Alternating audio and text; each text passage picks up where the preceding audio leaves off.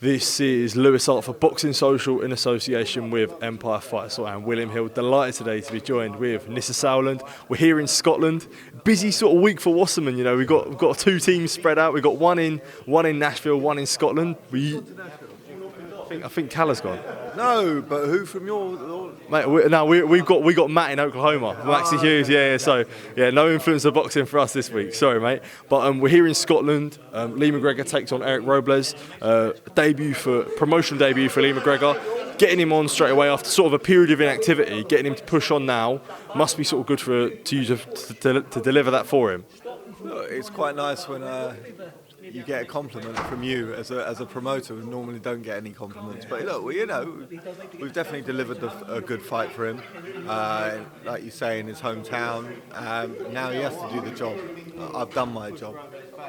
How good is it now, and how important is it now for Lee to sort of kick on after a difficult year out there? He's well documented, sort of how much struggle it's been, sort of almost contemplating like sort of walking away from the sport. So now for him to get on and compete in such a stacked division must be important now for him to really be kicking on.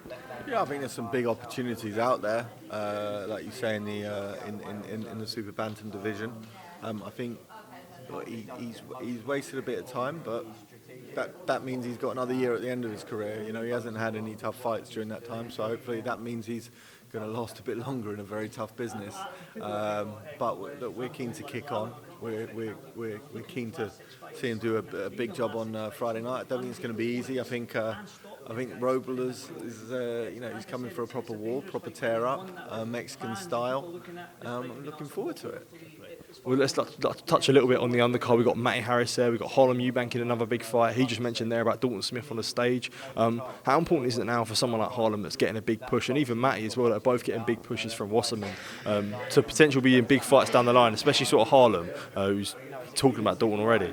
Yeah, look, we will keep the momentum going. I think, look, Harlem's got he needs to keep busy. Like, we took him over, I think, took his promotional contract over about a year and a half ago. And I think he's had a lot of momentum behind him. Now we need to keep that going and deliver him a title fight, potentially EBU, potentially British title. And then, Dalton Smith's a big fight.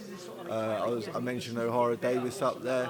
Whoever wins between him and Rolly, there's big fights out there. It's a great weight division as well. And also speaking on Matty there, I was saying, I sort of touched on him there, but domestically, the heavyweights are in such a good position now, especially not only at the top, but the guys coming through from every sort of stage, where it's British level, under that, or even sort of above British level. Someone like Matty could be leading the way in the future for big fights down the line. 100%. I think Matty's got.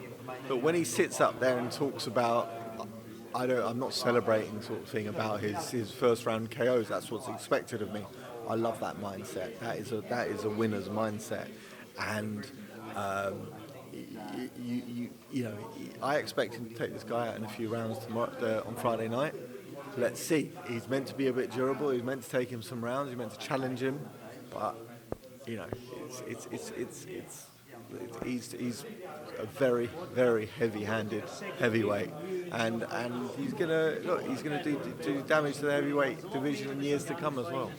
And when you think of him, when you compare him to prospects, guys like Johnny Fisher, Jamie TKV, little just sort of names that I'd throw out there, where do you think he ranks in terms of all those names? Do you think he's right at the top? And when it comes to sort of the end of his career, do you think he'll be sort of right at the top when you compare all the prospects coming through now? Yeah, I think. Look, I like Johnny Fisher as well, but Jamie TKV, I don't know that much about, if I'm honest. I do think if I had to pick, I'd pick Matty. In that, if I had the sort of promotional pick, I would definitely take Matty Harris over them. Another sort of guy I just saw today, and I just wanted to sort of, we're talking about him earlier, Abass Baraou is obviously potential European title shot for him. He's sort of a bit frustrated that he sort of keeps getting delayed, but will it good to sort of see him today and potential big fights for him in the future? Yeah, look, we've been, the problem is he's from Germany, so it's at the moment it's quite a tough market out there to get TV behind you.